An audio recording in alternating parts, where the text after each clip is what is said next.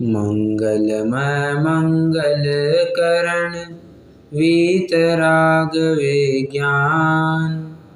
नमो ताहि जाते भय अरहंतादि महान। करि मंगल करि हो महा ग्रंथ करन को काज। जात मिलय समाज सब पावे निज पद राज। बहुविधि मिथ्या गहन करि मलिन भयो निज भाव। ताको होत अभाव है सहज रूप दर्शाव। श्वेतांबर मत खंडन का प्रकरण हमारा चल रहा है, जिसमें कल का प्रकरण अपना मोक्ष संबंधी किस प्रकार श्वेतांबर मत में कुछ विपरीत मान्यताएं पाई जाती है, तो 4 बिंदुओं को लेकर के हमने चर्चा की थी। एक अन्य लिंग से मोक्ष, दूसरा स्त्रीलिंग से मोक्ष, तीसरा गृहस्थ के मोक्ष और चौथा शूद्रों के मोक्ष। ये 4 प्रकरण अपन ने कल देखे थे और किस प्रकार ये चारों ही मान्यताएं योग्य नहीं है, ये अपन ने देखा था। अन्य लिंग से मोक्ष होगा, ये मान्य ही बिल्कुल विपरीत है, क्योंकि मोक्ष मार्ग का प्रारंभ तुम सम्यक दर्शन, सम्यक ज्ञान, सम्यक चारित्र की एकता से कहते हो। और सबसे पहले होता है सम्यक ज्ञान, सम्यक दर्शन। सबसे पहले होता है सम्यक दर्शन, और सम्यक दर्शन में जब सच्चे देव शास्त्र गुरु का श्रद्धान तुम कहते हो, तो अन्य लिंग से मोक्ष तुम कैसे कह पाओगे? तो तुम्हारी कथन में विरोध पाया जा रहा है।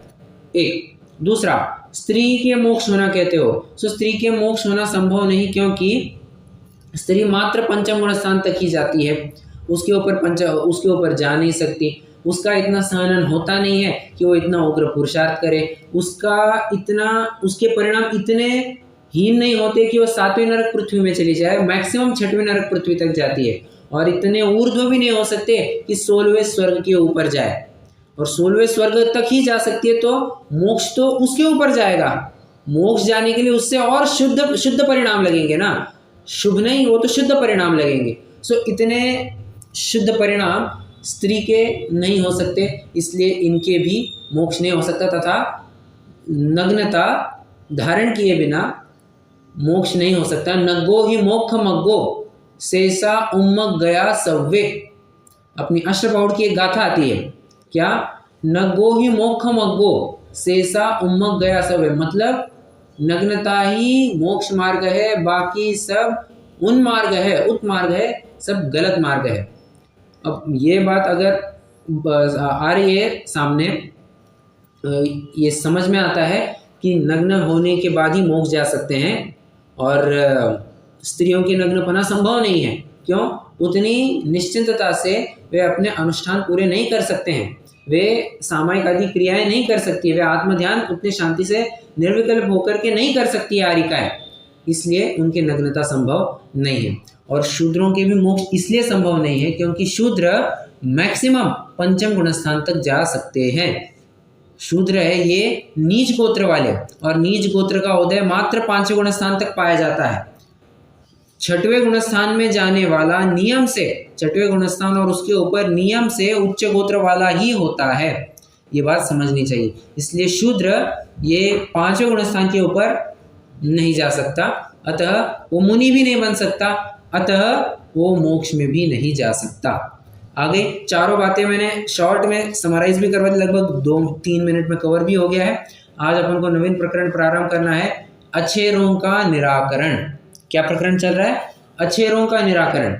अब बात थोड़ी समझना, ये र और ड, डलयोर भेदा, ड र ल, ये एक दूसरों के बजाय प्रयोग किए जाते हैं। जैसे ये कहते नहीं कहते, जरा रबड़ देना, रबड़, मुझे जो पेंसिल से लिखा है उसको मिटाना है, जरा रबड़ देना, रबड़ कहते हैं या नहीं कहते हैं?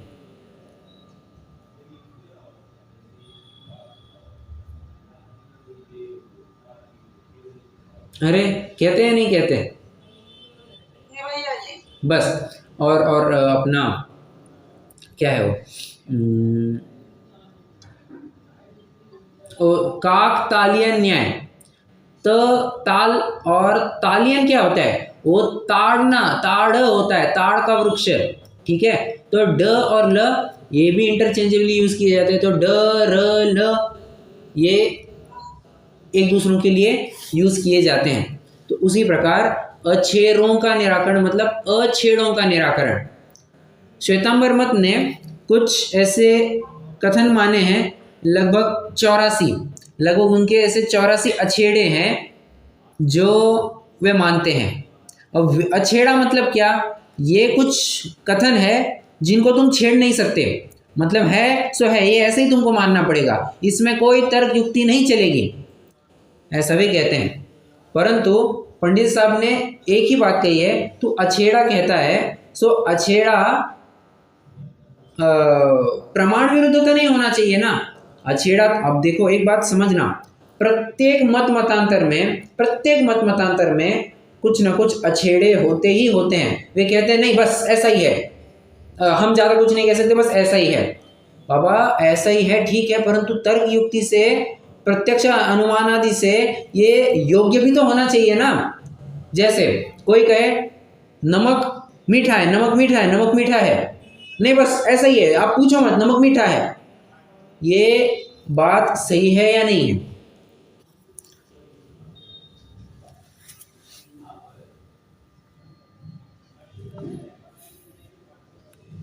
कोई कहे तुम इसमें प्रश्न नहीं कर सकते, नमक मीठा क्यों है, ये सही है? नहीं, ये सही नहीं है। अरे अछेड़ा कोई तर्क युक्ति से युक्त तो होना चाहिए, तर्क युक्ति से उसका आधार तो होना चाहिए। ये तो प्रत्यक्ष से विरुद्ध बात है। नमक को चखोगे तो मीठापने का स्वाद नहीं आएगा, तुमको खारेपन का स्वाद आएगा। और अनुमान से भी ये योग्य नहीं बैठती है। क्यों? क्योंकि मीठी तो कोई चीज़ तुम शक्कर और गुड़ कह रहे थे, ये नमक बीच में कहाँ से आ गया? ये नमक बीच में से कहाँ आ गया? तो वही बात है, अनुमान से भी ये समझा जा सकता है कि मीठी तो शक्कर होती है, मीठा तो गुड़ होता है, तुमने नमक को कैसे मीठा कह दिया? अगर ये बात मतलब प्रत्यक्ष और अनुमान से भी तो कुछ योग्य लगनी चाहिए। ये बात यहाँ पर कहेंगे पंडित साहब, लगभग 5 बिंदुओं को लेकर के पंडित साहब यहाँ पर चर्चा करेंगे, ठीक है। पहले तो 3 बिंदुओं की चर्चा की है, उसके बाद में 2 एडिशनल पॉइंट दिए हैं। अब वो 2 एडिशनल पॉइंट भी आप चाहे तो मेन पॉइंट में ले सकते हैं। तो कुल मिलाकर के 5 अछेड़ों की बात चल रही है, ठीक है। शशि जी, प्रकरण जस्ट स्टार्ट हुआ है तो चिंता करने की कोई बात नहीं है, ये अभी प्रकरण यहाँ से चालू होगा, ठीक है।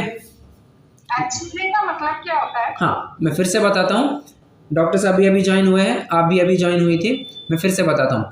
अछेरा मतलब र और ड ये इंटरचेंजेबली यूज किए जाते हैं, मतलब र और ड, र के बजाय ड, ड के बजाय र, ये यूज किया जाता है। तो अछेड़ा, अछेड़ा ये ऐसा शब्द बनता है। श्वेतांबर मत वाले कहते हैं कि हमारे कुछ ऐसे कथन है जिनको आप छेड़ नहीं सकते, आप इनमें तर्क युक्ति नहीं लगा सकते, ये बस ऐसा ही है, ये बस ऐसा ही है, आपको ऐसा ही मानना पड़ेगा।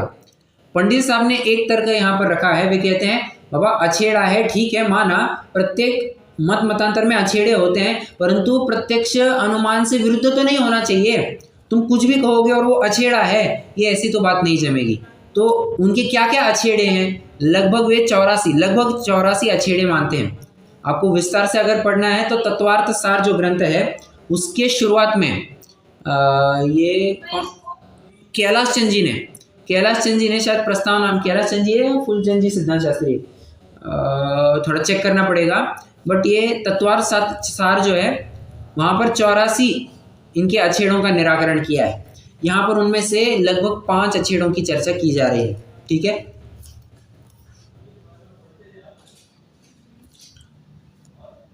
मैं आपको चाहे तो ना थोड़ा मार्क करवा देता हूँ। ये जो सेकंड पैराग्राफ है ना, वर्धमान जिन कुछ काल ब्राह्मणी के गर्भ में रहे, पेज 148, 148 पेज पर हूँ मैं। ये जो सेकंड पैराग्राफ है वर्धमान जिन, ये सेकंड और थर्ड पैराग्राफ, इसको पॉइंट नंबर 1 लिखिए। आप पेंसिल से चाहे तो वहाँ मार्क कर सकते हैं आपके ग्रंथ में। दोनों पैराग्राफ को मिला करके पॉइंट नंबर 1 बताना है आपको। तथा मल्ली तीर्थंकर को कन्या कहते हैं, आपको ये पॉइंट नंबर 2 रखना है। हरि क्षेत्र के भोग भूमिया को ये पॉइंट नंबर 3 रखना है आपको। नेक्स्ट पेज पर दिगंबर में जिस प्रकार तीर्थंकर के पुत्री, ये पॉइंट नंबर 4 रखना है आपको, ये पूरा पैराग्राफ, हाँ पूरा पैराग्राफ। और जो अगला पैराग्राफ है कि जैसे कहते हैं सर्वार सिद्धि के देव मन ही से प्रश्न करते हैं, तो ये आपको पॉइंट नंबर 5 रखना है। नंबरिंग कर दिया सबने? हाँ जी। Okay good. अब एक एक की चर्चा करते हैं। पहले अपन थोड़ा सा इसकी प्रस्तावना पढ़ते हैं, कहना क्या चाहते हैं। देखो, तथा उनके शास्त्रों में अछेरा कहते हैं, वहाँ कहते हैं हुंडावसर पीढ़ी के निमित्त से हुए हैं, इनको छेड़ना नहीं। क्या कहा? इनको छेड़ना नहीं, इसलिए अछेड़ा, और अछेड़ा का ही अछेरा बन गया। ओके, सो काल दोष से कितनी ही बातें होती है, परंतु प्रमाण विरुद्ध तो नहीं होती। मैंने आपको यही बताया था, ठीक है, उल्टी पुल्टी बातें कई सारी होती है, परंतु प्रमाण विरुद्ध तो नहीं होना चाहिए, प्रत्यक्ष और अनुमान से विरुद्ध तो नहीं होना चाहिए। यदि प्रमाण विरुद्ध भी हो तो आकाश के फूल, गधे के सिंह इत्यादि भी होना भी बनेगा, इत्यादि का होना भी बनेगा, सो संभव नहीं है। वे अछेरा कहते हैं, सो प्रमाण विरुद्ध है, किस लिए सो कहते हैं। ठीक है, अब जैसे मैंने कहा कि 5 बिंदुओं को लेकर के चर्चा करेंगे।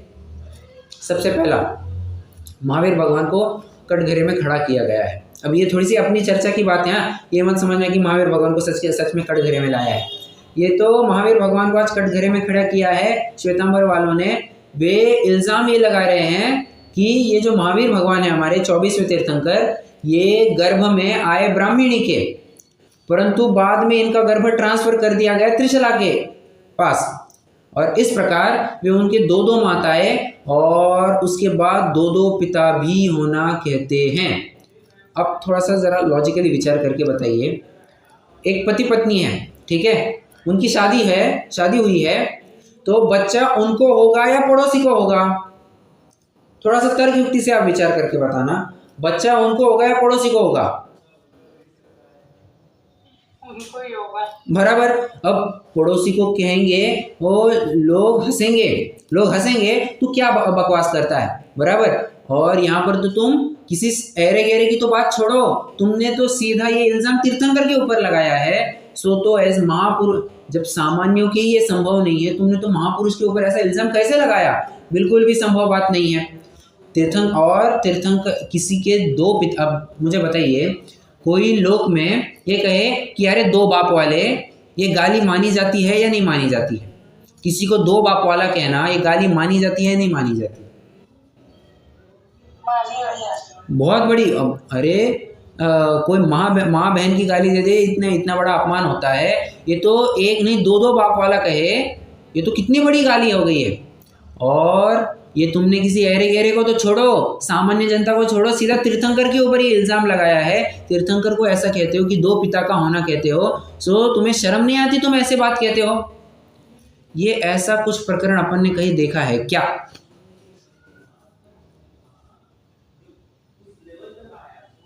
पेज 111 पे आपने सुना है या आपको आपने मार्क करके रखा है? पहले आपने बताया था ना, तो मैंने मार्क करके रखा हुआ। बहुत बढ़िया, परफेक्ट। मतलब खूब आनंद आ गया, बहुत अच्छा। किसी और ने मार्क किया था क्या?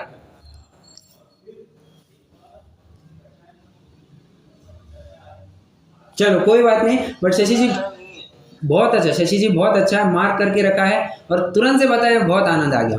अब पेज 111 पर प्रकरण क्या चल रहा है? चलिए 2 मिनट के लिए पेज 111 पर आ जाइए, हम थोड़ा वहां से भी देखते हैं। ब्रह्म से कुल प्रवृत्ति आदि का प्रतिषेध, ये प्रकरण चल रहा है। अब वे क्या मानते हैं कि ब्रह्म से पुत्र पौत्र आदि हुए और उनसे कुल प्रवृत्ति चालू होती है, और वे बताते हैं कि देवों का और राक्षसों का आपस में संभोग हुआ। देवों ने कितने ही काल आकर के भोग भूमियों, नहीं वो तो ऐसा नहीं मानते, देव और मनुष्य का भोग होना मानते हैं, और कितने ही मनुष्य और तिर्यंच का भोग होना मानते हैं, और उससे भोग के बाद उनसे संतान उत्पत्ति होना मानते हैं। तो कितनी विचित्र बात कहते हैं, कितनी विचित्र बात है ये। और किसी के वीर्य आदि सूंघने मात्र से तुम पुत्र आदि का होना कहते हो, हवा के लगने मात्र से, हवा का बस हवा का स्पर्श हुआ और तुम पुत्र उत्पत्ति होना कहते हो, सो कैसे कहते हो? ये तो बात बनती ही नहीं है। अब लगभग ऐसा ही कुछ प्रकरण, और तुमने तो ऐसे सीधा भगवान को कह दिया, तुम्हारे जो आप्तेष्ट है उनके लिए ऐसी बात कह दी। सो ऐसी कुछ बात श्वेतांबरों ने की है, वे महावीर को लेकर के ऐसी बात करते हैं। आ रही है बात ख्याल में? और एक पॉइंट यहाँ पर भी लिखा है ना, तथा बड़े बड़े महंतों को अन्य अन्य माता पिता से हुआ कहते हैं, सो महंत पुरुष कुशीलवान माता पिता के कैसे उत्पन्न होंगे? यह तो लोक में गाली है। फिर ऐसा कहकर उनको महंतता किस लिए कहते हैं? मतलब बाप कोई अलग, माँ कोई अलग, और उनसे बच्चा हुआ कहते हो, ये तो कितनी बड़ी गाली है लोक में। और श्वेतांबर मत वाले भी ये ऐसा ही मानते हैं। अगर ये बात ख्याल में, तो ये मैंने आपको तब भी लिंक करवाया था, वहां पर भी अभी अगर मार्क नहीं किया तो अभी भी मार्क कर सकते हैं। ये पेज 111 है, वहां पर पेज 148 लिख दीजिए, और पेज 148 के वहां पर पेज 111 का रेफरेंस लिख दीजिए, तो आपको तुरंत से ख्याल में आ जाएगा। अब आ जाइए अपने प्रकरण में। बात ये चल रही है कि वे ऐसी विपरीत बात कहते हैं। पंडित जी साहब कहते हैं, तुमने जो ये मान्यता करी है बाबा, ये वैष्णव आदि में कहीं होगा, वैष्णव धर्म वाले कहीं मानते होंगे कि किसी का पसीना टपक गया हो या किसी का वीर्य टपक गया और उससे संतान उत्पत्ति हो गई। ये तो वैष्णव मत वाले कुछ ऐसी कल्पित मान्यता करते होंगे। तुमने ऐसी कैसी कल्पित मान्यता कर दी? तुम में और उनमें समानता कब से होने लग गई? क्या तुम भी उन्हीं के जैसी मिथ्या मान्यता करते हो? ये ऐसा अगर करते हो तो तुम्हारी कल्पना भ्रांत है, ऐसा यहाँ पर कहा जा रहा है। आइए 2 पैराग्राफ अपन को यहाँ से, हाँ जी, पेज 303 पे भी बताया था। पेज 303, हाँ राइट, वो अपना ये कौन, सुखदेव नहीं, व्यास ऋषि की है बात, बराबर। व्यास ऋषि की बात है वहां पर कि वीर्य से, मछली के मुख में वीर्य गिरने से व्यास ऋषि की उत्पत्ति होना मानते हैं। सो ये भी प्रत्यक्ष और अनुमान से विरुद्ध बात लगती है। आइए बात, आइए चलो 1 मिनट 303 पर भी आ जाइए। मुख में वीर्य यस, मछली के पुत्र हुआ। बराबर ये बात है, ये इन्हीं की बात है, ये व्यास ऋषि की बात है। तो मुख में वीर्य गिरने से मछली का पुत्र हुआ, ये कैसी विरुद्ध बात करते हो? अरे बात ख्याल में, तो कुल मिलाकर के बात इतनी है कि तुम कुछ बात कहते हो वो प्रत्यक्ष और अनुमान से युक्त तो होनी चाहिए, विरोधी तो नहीं लगनी चाहिए, लॉजिकल, थोड़ी बहुत तो लॉजिकल होनी चाहिए ना। जैसे मैंने पहले ही उदाहरण दिया था, कोई कहे कि नमक मीठा है, नमक मीठा है। अरे बाबा, नमक मीठा है तुम कह रहे हो ठीक है, परंतु प्रत्यक्ष में होना भी तो चाहिए ना। तुम शक्कर को चक्कर के मीठा कहो ये तो ठीक है, तुम नमक को चक्कर के कहो कि ये मीठा है, तो तब तो फिर तुम्हारी मान्यता में कुछ खोट है, क्योंकि प्रत्यक्ष से ये बात बैठती है नहीं। शक्कर को भी मीठी कहते हो और नमक को भी मीठा कहते हो, तो फिर खारा किसको कहोगे? शक्कर को भी मीठा कहोगे, नमक को भी मीठा कहोगे, तो खारा किसको कहोगे? है कि नहीं बात? बस यहाँ पर तुम फंस गए। चलिए आइए पेज 148 पर 2 पैराग्राफ अपन को पढ़ना है, कोई पढ़ना चाहेगा? हाँ जी। वर्धमान जिन कुछ काल ब्राह्मणी के गर्भ में रहे, फिर क्षत्रियाणी के गर्भ में पड़े, ऐसा कहते हैं। तो किसी का गर्भ किसी के रख देना प्रत्यक्ष भाषित नहीं होता, अनुमान आदि में नहीं आता। तथा तीर्थंकर के हुआ कहें तो गर्भ कल्याणक किसी के घर हुआ, जन्म कल्याणक किसी के। एक मिनट, उसने मृत। ये जो ऊपर की लाइन आई ना, यहाँ पर आप अंडरलाइन कीजिए, प्रत्यक्ष भाषित नहीं होता, अनुमानादिक में नहीं आता, ये अंडरलाइन कीजिए। मैं जो बार बार कह रहा हूं ना कि प्रत्यक्ष और अनुमान से तो विरुद्ध नहीं होना चाहिए, बस मैं इसी के आधार से कह रहा हूं। आप देखने जाएंगे तो बस आपको इन्हीं तर्कों के इर्द गिर्द में सारे तर्क मिलेंगे, या तो प्रत्यक्ष के विरुद्ध है, या अनुमान के विरुद्ध है, या तो प्रत्यक्ष अनुमान दोनों से विरुद्ध है। आपको ये तर्क मिलेंगे ही मिलेंगे, ठीक है? इसलिए मैं आपको अंडरलाइन करने लगा है। और जो पहला पैराग्राफ था अपना, तो प्रस्तावना वाला, वहां पर भी आप ये कर सकते हैं, परंतु प्रमाण विरुद्ध तो नहीं होती, प्रमाण विरुद्ध नहीं होता, ये आपको अंडरलाइन करना है। मतलब कुछ बात कहो, प्रमाण विरुद्ध नहीं होना चाहिए। इधर प्रमाण और प्रत्यक्ष और अनुमान, कैन यू एक्सप्लेन इट? प्रमाण के ही भेद है, प्रत्यक्ष और अनुमान। नहीं सर, एक्चुअली प्रमाण मतलब वो जो अपन ज्ञान के भेद वाले वो वाले प्रमाण, दैट इज प्रूफ वाले प्रमाण। अनुमान जादू अपनी। हाँ वही बराबर, वही है ओके वही वाला है। देखिए प्रमाण दो है, अपन ने दो प्रमाण माने, प्रत्यक्ष प्रमाण और एक परोक्ष प्रमाण, ठीक है। क्या है प्रत्यक्षम, क्या है वो, मति श्रुतावधि मन परे केवलानि ज्ञानम आद्य परोक्षम प्रत्यक्षम मन्यत। और छठवें, मैं थोड़ा सा आपको रेफरेंस दे रहा हूँ, तत्वार सूत्र के पहले अध्याय के छठवें सूत्र में, चूंकि आपका प्रश्न है तो मैं थोड़ा सा उसको भी एक्सप्लेन कर देता हूँ। तत्वार सूत्र अध्याय नंबर 1 सूत्र नंबर 6, क्या, प्रमाण नयर अधिगमः, बराबर, प्रमाण नयर अधिगमः, प्रमाण और नय से अधिगम होता है अर्थात ज्ञान होता है।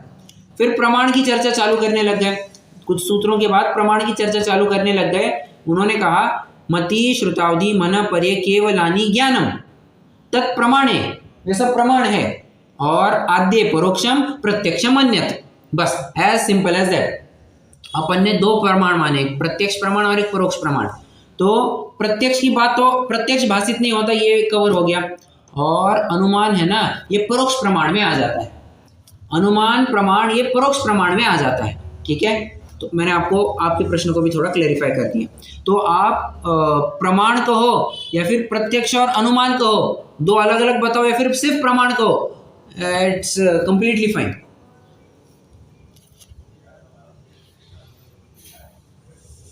ठीक है। चलो कहाँ पर आए? कुछ दिन रक्तवृष्टि आदि किसी के घर हुए, कुछ दिन किसी के घर हुए, 16 स्वप्न किसी को आए, पुत्र किसी के हुआ इत्यादि असंभव भाषित होता है। तथा माताएं तो 2 हुई और पिता तो एक ब्राह्मण ही रहा। जन्म कल्याण आदि में उसका सम्मान नहीं किया, अन्य कल्पित पिता का सम्मान किया। इस प्रकार तीर्थंकर के 2 पिता का कहना महाविपरीत भाषित होता है। सर्वोत्कृष्ट पद धारण के लिए ऐसे वचन सुनना भी योग्य नहीं है।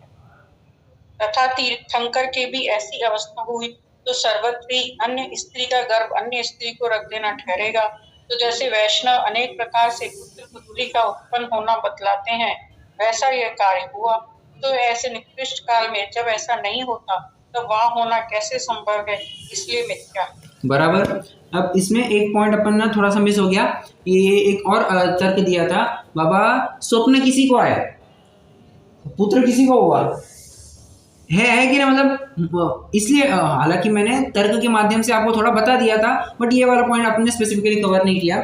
और स्वप्न किसी को आएगा और काम होगा किसी को, ऐसे कैसे बात संभव है, ये तो बात संभव ही नहीं है। इसलिए मैंने पहले ही उदाहरण तर्क दिया था, कोई पति पत्नी है तो उनकी शादी के तहत बच्चा उन्हीं को होगा, पड़ोसी को नहीं होगा, पड़ोसी को बच्चा नहीं होगा, बस ऐसी बात है। तुम अगर ऐसी उल्टी बातें करने लग जाओगे, स्वप्न किसी को आया बच्चा किसी को हुआ, अरे फिर ऐसे तो कितने ही जनों को कितने ही स्वप्न आते हैं, किसी और को कुछ भी होना चाहिए था, किसी को किसी के भी बारे में स्वप्न आते हैं, तो हर बार उसी के अनुसार थोड़ी ना कार्य होता है, या फिर किसी और के थोड़ी ना वैसा देखा जाता है, बराबर है। तो ऐसी बात समझनी चाहिए। ये तो ऐसी बात हो गई, ये तो ऐसी बात हो गई, मैं कहूँ बस मैं भोजन कर दिया करूँगा, तुम बस डकार दे देना, मैं नींद ले लूँगा, तुम बस ऐसा कर देना, तुम बस उपवासी दे दे, आलस निकाल देना, ये तो ऐसी बात हो गई, प्रत्यक्ष विरुद्ध लगती है, प्रत्यक्ष विरुद्ध बात लगती है, ठीक है। चलो अब अगला टॉपिक, अगला पॉइंट देखते हैं अपन क्या मानते हैं।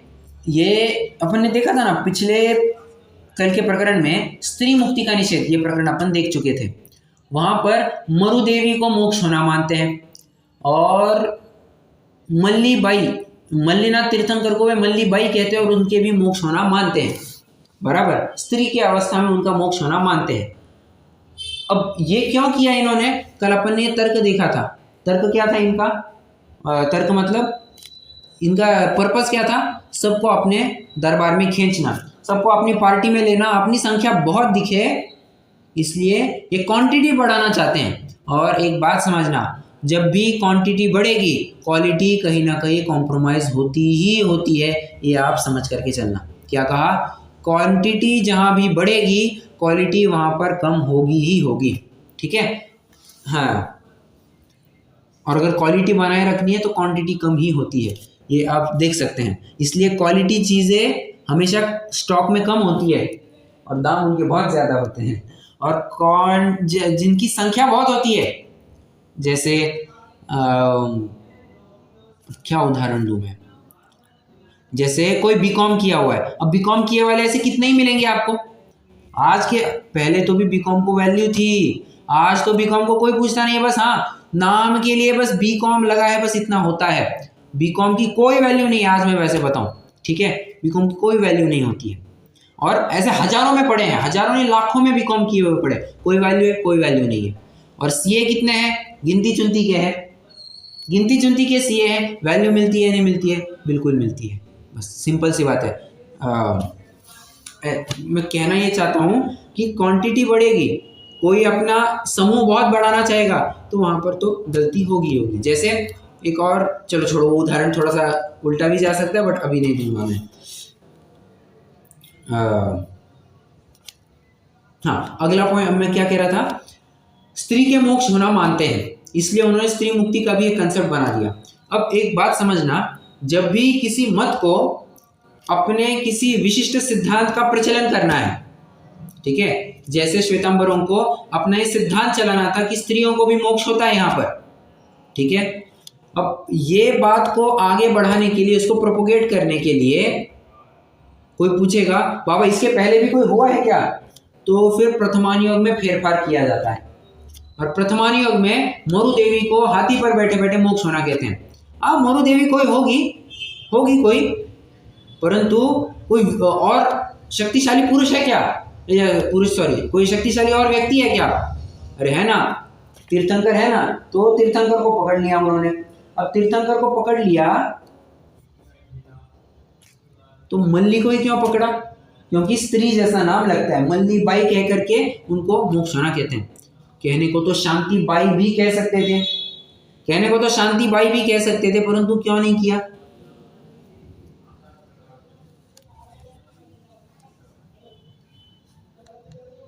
वो तो चक्रवर्ती से। परफेक्ट, बहुत बढ़िया। वो चक्रवर्ती है, वो 96,000 रानियों से युक्त है, और पत्नी के ही, किसी स्त्री के ही 96,000 रानियां कहेंगे, ये तो कितनी हास्यास्पद बात लगती है। कोई पुरुष ही होना चाहिए। इसलिए वो शांतिनाथ भगवान के साथ कुछ खिलवाड़ नहीं कर सके, मल्लीनाथ भगवान के साथ उन्होंने खिलवाड़ कर दिया और मल्लीनाथ का मल्ली बाई कर दिया, और स्त्री अवस्था में उनका मोक्ष होना मानते हैं। सो प्रत्यक्ष विरुद्ध है। क्यों? तुम बताओ, मोक्ष में जाना नग्नता से होता है, अपन पहले ही कह चुके हैं। तुम मल्लीनाथ को समोशरण में मुझे बताइए, भगवान परिग्रह सहित होते हैं, परिग्रह से रहित होते हैं? परिग्रह से बराबर। तो एक धागा भी मिलेगा क्या? दिगंबर अवस्था होगी या नहीं होगी? नहीं, एक धागा भी नहीं मिलेगा देखो। बराबर, पूरी दिगंबर अवस्था मिलेगी आपको। अब अगर भगवान का अपन ये स्वरूप मानते हैं, तो स्त्री के पूरी सभा में ऐसी अवस्था में बने रहना, ये मतलब एक प्रकार से बहुत ही शर्मनाक बात होगी कि एक स्त्री ने नग्न होकर के ऐसे उपदेश देना, ये बात तो बैठती नहीं है। और कितने कोई अंग विकार का कारण हो सकता है, तो तुमने उसका विचार किया या नहीं किया? इसका भी विचार करना चाहिए था। और बस मेन तर्क तो यही दिया है कि स्त्री के नग्नपना संभव नहीं है। और जैसे मैंने कक्षा की शुरुआत में भी कहा था, क्या कि स्त्रियों के कभी भी वज्र ऋषभ नाराज सहनन नहीं होता, कभी नहीं होता। उनके कभी भी शायिक सम्यक्त्व नहीं हो सकता, कभी नहीं होता। स्त्री कभी भी सम्यक्त्व के साथ नहीं जन्मती है, नियम से मिथ्यात्व में ही जन्मती है।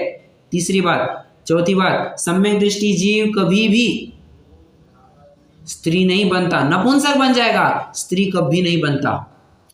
और स्त्री के कभी भी नग्नता संभव नहीं है। इसके मात्र और मात्र महाव्रत ही संभव है। महाव्रत कैसे कह दिया मैंने? आपने ये कैसे किया, बोला कि नपुंसक बन सकता है, लेकिन नपुंसक भी नहीं बन सकता। नारकी बनेंगे तो क्या बनेंगे? अच्छा, नारकी के हिसाब से। यस ठीक है। मैं एक बार सोचती हूँ, ये पहले भी पढ़ चुकी हूँ।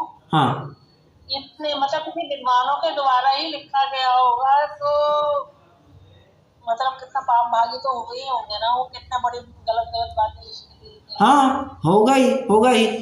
गलत बात का प्रचार करेंगे, और ये तो अपलाप किया है। ये तो केवली श्रुत संग धर्म देवा वर्णवादो दर्शन मोह से, तो दर्शन मोह के बंध का कारण है। और तुमने तो सीधे से केवली का तुमने अवर्णवाद किया है, तुमने उसको स्त्री बता करके उसको अवर्णवाद किया है, महापाप का बंध का कारण है। तो समझना कि महापाप के बंध का कारण है।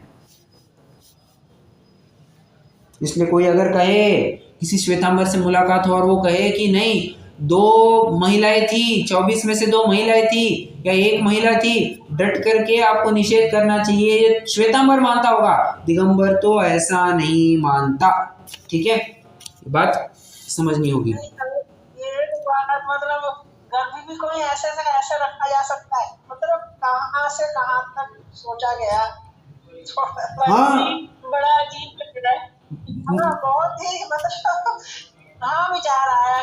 गर्भ में कभी सुना है कि बीच में से 2-3 महीने अगर किसी और के चला जाए, पॉसिबल ही नहीं है ना। एक के घर पर और दूसरे के घर में ट्रांसफर हो गया, ये तो पॉसिबल ही नहीं है। मतलब अब देखिए, ये पंडित साहब ने लिखा है और ये आप स्वयं महसूस कर रहे हैं, आप स्वयं अनुमान से विचार कर रहे हैं कि ये तो बात योग्य लगती ही नहीं, और प्रत्यक्ष भी ऐसा देखने में नहीं आता।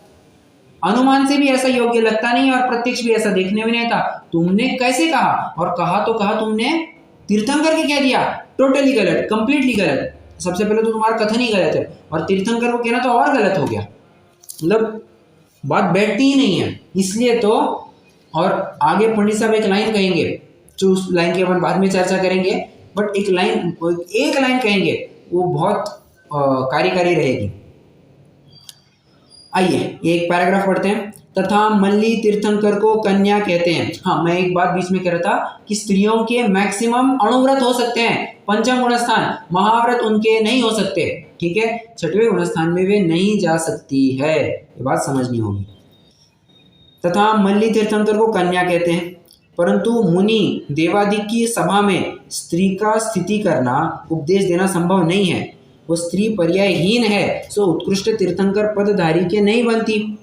यहाँ पर हीन किस अपेक्षा से कहा? हीन इस अपेक्षा से कहा, वह सम्यक तो प्रकट नहीं कर सकती, संयम को धारण नहीं कर सकती, मोक्ष में नहीं जा सकती, शाही सम्यक तो नहीं हो सकता, उत्तम सहनन नहीं हो सकता, और कितनी ही तो, और नग्नता अंगीकार नहीं कर सकती, अपरिग्रह अवस्था नहीं धारण कर सकती, ऐसी कितनी बातों को लेकर के, जैसे मैंने कहा ना, संयम धारण नहीं कर सकती, इन बातों को लेकर के स्त्री की पर्याय को हीन बताया गया है। ठीक है, और फिर कई सारी शारीरिक वेदनाएं होती है, वो अलग से, स्त्री शील के रक्षा का बहुत भय रहता है, ये अलग से, हर प्रकार की बात होती है। तथा तीर्थंकर के नग्नलिंग ही कहते हैं, सो स्त्री के नग्नपना संभव नहीं है, इत्यादि विचार करने से असंभव भाषित होता है। ठीक है, ये भी एक हो गया। अब ये अगला पॉइंट कहते हैं, अगले पॉइंट की तरफ आ जाइए। अगला पॉइंट ये कहते हैं, भोग भूमि के जो जीव है, हरि क्षेत्र भोग भूमि। हरि क्षेत्र मतलब कौन सा?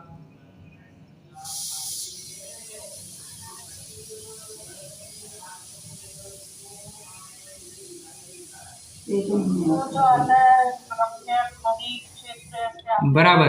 तो यहाँ पर कौन सा काल चलता है? पहला, दूसरा, तीसरा, चौथा, पांचवा, छठवां? चौथा ही रहता है, चौथा ही चलता है शायद। सभी के सभी थोड़े से आप सभी को अपना उत्तर सुधारना पड़ेगा। अरे बाबा, यहाँ पर साफ साफ लिख रहे हैं भोग भूमि है ये। भोग भूमि में कब से चौथा काल आने लग गया? भोग भूमि में कभी चौथा काल होता है क्या? पहला, दूसरा, तीसरा, 3 ही काल हो सकते हैं। चौथा काल विदेह क्षेत्र में होता है। हरि क्षेत्र यहाँ पर नियम से दूसरा काल चलता है, सुखमा काल चलता है। पहले भरत, फिर हैमवत, फिर हरि, फिर रम्य नहीं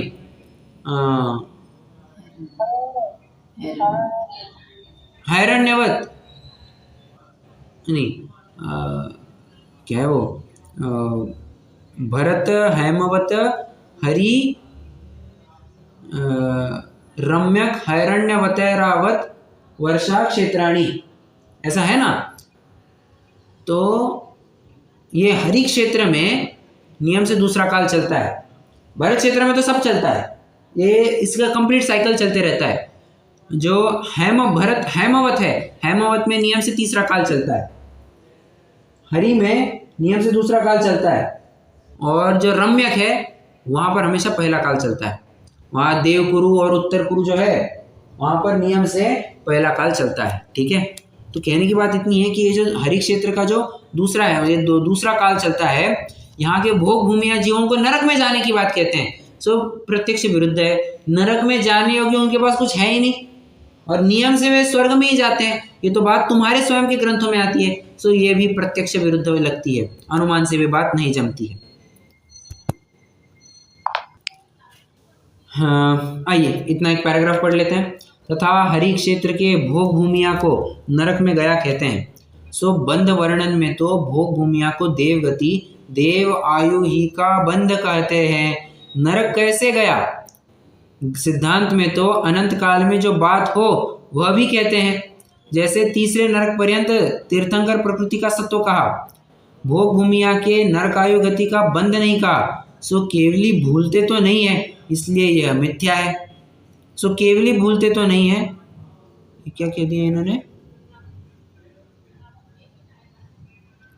तीसरे नरक पर्यंत तीर्थंकर प्रकृति का सत्व कहा, भोग भूमिया के नरकायु का बंध नहीं कहा। हाँ, केवली भूलते नहीं है मतलब कुछ छूट तो नहीं गया उनकी तरफ से। भूलते नहीं मतलब छूट तो नहीं गया, सब बातें जानते हैं, तो ये बात तो जमती नहीं है। तुम वैसे ही उनको गणधर सूत्र कहते हो और ऐसे उल्टी उठ पटांग बात कैसे करते हो फिर? ठीक है, इस प्रकार सर्व आश्चर्य असंभव जानना। एक मैं कह रहा था ना, एक लाइन लिखी है, बहुत ही स्ट्राइकिंग लाइन है, वो ये लाइन है, तथा वे कहते हैं इनको छेड़ना नहीं, सो झूठ कहने वाला इसी प्रकार कहता है।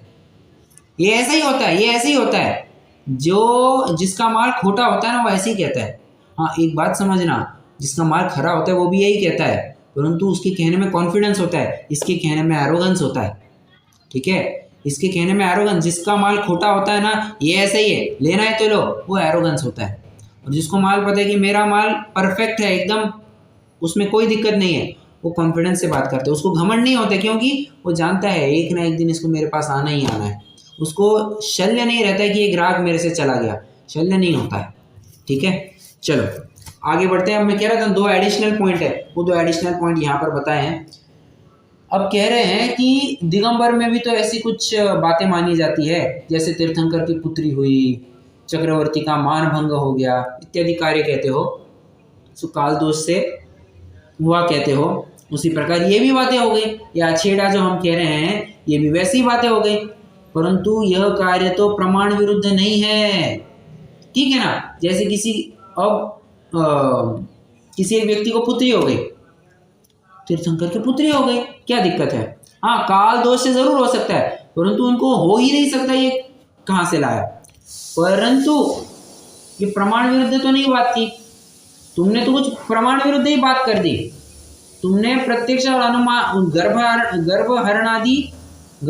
कह रहे हैं, हाँ, गर्भहरण आदि कार्य प्रत्यक्ष अनुमान से विरुद्ध है, उनका होना कैसे संभव है? गर्भहरण मतलब ये महावीर की बात चल रही है, ट्रांसफर हो गया, हरण हो गया, ऐसी बात चल रही है। सो कैसे बात कहते हो? और महापुरुषों की ऐसा कहते हो, बात जचती नहीं है। और 5वां पॉइंट कहते हैं, तथा अन्य भी बहुत ही कथन प्रमाण विरुद्ध कहते हैं। जैसे अब ये कहते हैं कि सर्वार्थ सिद्धि के जो देव है ना, वो मन में ही कुछ प्रश्न करते हैं और केवली भी मन से ही उत्तर देते हैं। बाबा केवली ही मन से ही उत्तर देते हैं, परंतु मन की बात जानने के लिए तुमको मन पर यह ज्ञान होना चाहिए। सर्वार्थ सिद्धि वाले देवों को कितने ज्ञान होते हैं?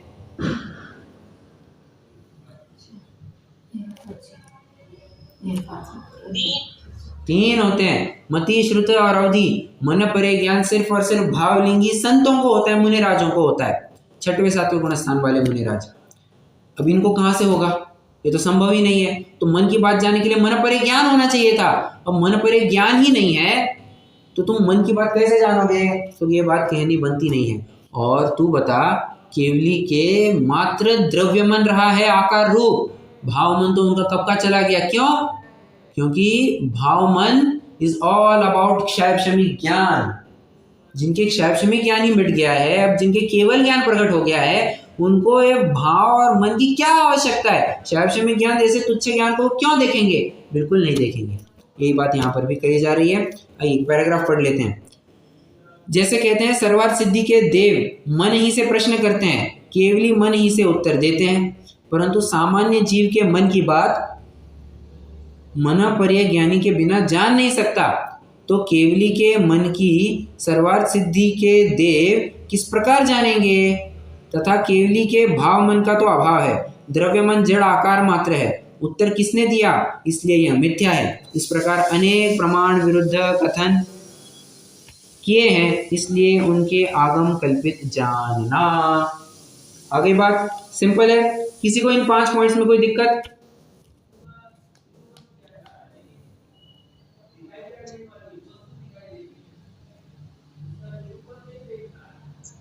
नहीं है? चलो रुकते हैं, जिनवाणी स्तुति करेंगे। आज इतना ही टॉपिक करना था। अब कल से ना एकदम ही नया टॉपिक चालू होने वाला है। श्वेतांबर मत के अनुसार उन्होंने जो देवशास्त्र गुरु का स्वरूप लिखा है, और पूरी उसकी मीमांसा चलने वाली है। 1 2 3 4 लगभग 8 पेजेस। 8 पेजेस बराबर? यस, लगभग 8 पेजेस देवशास्त्र गुरु के ऊपर ही चर्चा करने वाले हैं। मतलब आप विचार कीजिए कितना विस्तृत प्रकरण होगा। तो अपन शांति से, हो सकता है मैं आपको थोड़ा सा इनका भी तर्क दूं, इनका भी दाखिला दूं। कौन? अपने सदाशिव दास जी। उन्होंने जो 6वें श्लोक के बाद श्वेतांबर मत का खंडन लिखा है ना, उसमें से भी कुछ प्रकरण अपन यहाँ से देख सकते हैं। देखते हैं कल कैसा बनता है। अभी के लिए तो अपन जिनवाणी स्तुति करेंगे अभी।